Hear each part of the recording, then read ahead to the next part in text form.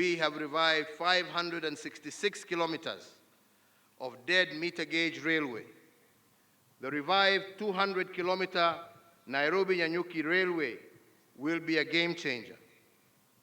Every trip, the train will transport 1,600 passengers, which is equivalent to a convoy of 120 matatus. And the cost per passenger will be Kenya shillings 200 compared to current Kenya shillings 500 by matatu. Although it takes a little longer by train, the passenger will make a 60% saving using the revived rail system and have more money left in his pocket, while at the same time traveling at greater comfort and safety.